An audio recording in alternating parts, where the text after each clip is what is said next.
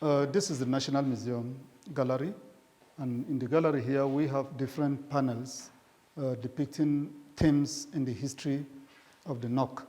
Normally the history of every people is divided into themes, and the most known themes are the Stone Age. It's a period in which man generally depended on stone-made tools for everything that he did, from his pounding, from his hunting, and so on and so forth. He depended largely on stones. You could see the round ones are stone balls. They were used as for pounding or for throwing. Axes were used as axes and knife. And then some of them were used as arrowheads.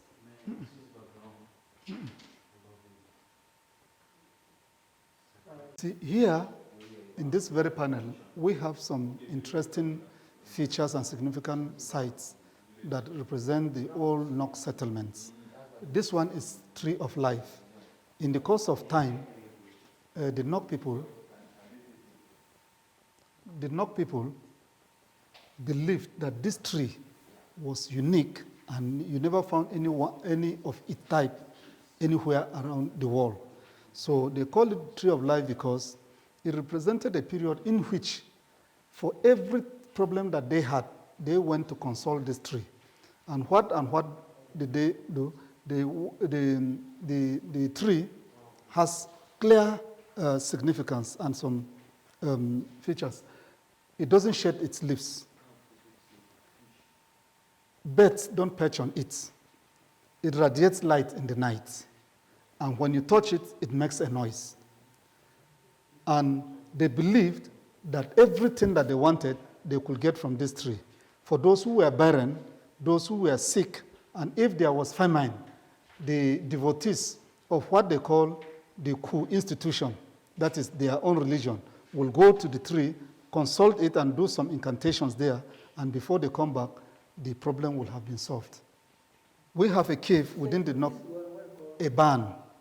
At the old Nok settlements, they had many of these barns hidden in a cave where they stored their own food during the harvest, so that it is their own concept of the strategic food security program, where they store their raw food here in case of the rainy days. During the intertribal war days, when they don't do farming or do harvest, they fall back on this very one. Then this one is a stone. It's a stone bed. In the Nok culture, the leaders were more the priests, and every clan within the Nok community had a priest. But the entire community now had what they call the chief priest, what they call the popku. So every good thing within the society is reserved for that very king. So this stone bed is reserved for the use of that popku. Then here, this is the Iron Age period, when man moved away from the Stone Age into the Iron period. You see, in other histories, they moved from the Stone Age to a Bronze or Copper Age.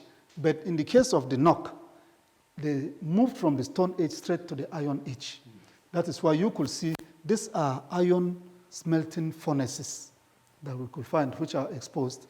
They depict the iron working experience of the Nok people. You could see here, these are hooks. These are smoking pipe of iron. This is a hoe. This one is a bell, and that is a gong. What you are seeing here is what you call iron slag. That is after removing iron from the raw tin in the course of processing, the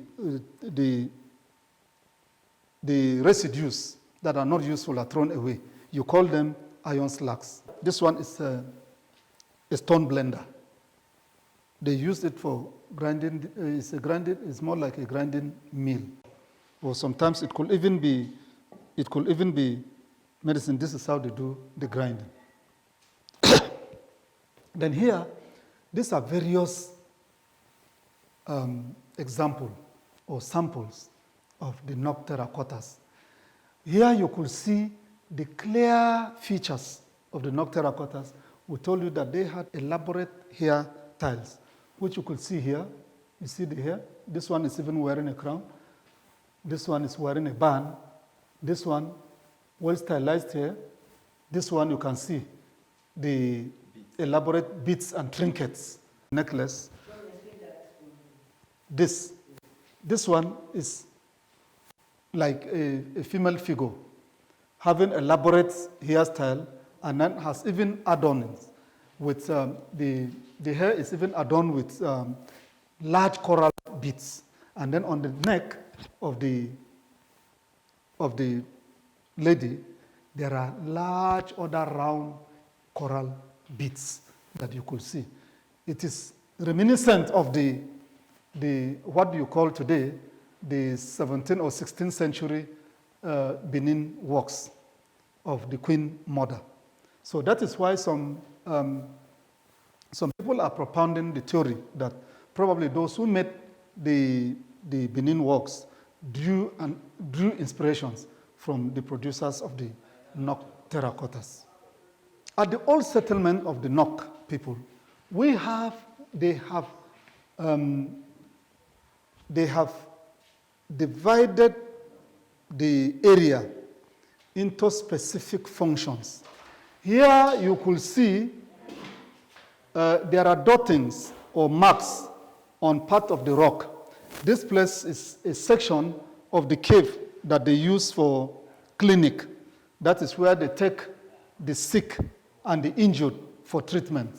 And when they do so, like we also have what they call medical records and statistics today, they also kept statistics of activities in that clinic.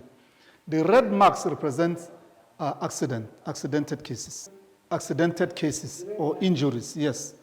Then the white one represents pleasant activities like births of children. Then the black ones represent records of deaths. So this is their own concept of medical records that you have at the Nok old settlements. Then this one is a cave where they carry out judicial activities. Here, this one is at the old settlement. They also had what they call interlockings of their own environment with stones, reminiscent of the interlockings that we do today, or even tiling. This is their own style of also tiling and interlocking their own environments. They had, at the old settlement of the Nok, they also had some sections that were interlocked, because like you have interlocking and tiling today, they also interlocked their own environment using the stones that they found within their own environment. And then here, this one is like an altar where they also carried out their own worship. This one is a monolith that they use in taking oaths, where somebody who is undergoing a trial will take oath and say, what I'm going to say here is going to be the truth. And if it is not the truth I'm saying, whatever thing happens to me before evening. Then this one is an inner section of a cave where they carry out some ritual activities. Then here, this one is a section of the clinic, a section of the cave that they reserve for clinical activities where they treat the sick and the injured. And so when they do so, they also kept statistics, like you have medical records today, where red dottings represents injuries arising from accidents or war victims. Then those in the black represent deaths, and then those in the white represent pleasant activities like birth of children. This one is the village square. We call it the open court, because at the village square, they also have, they carry out meetings at the square, and sometimes they carry out initiation activities at the open square. Where they hold meetings there, everybody will be gathered at the square. Women will remain at the fringes, but only men will be at the main section of the square. And then while they are holding meetings there, the clans, which are about 10, have their priests. They will be seated on these stones that are lined up here. They are about 10. Then the larger one is used by the chief priest. These ones are monoliths for taking oaths at the open court. This one is an inner section of the distance. That is the shrine.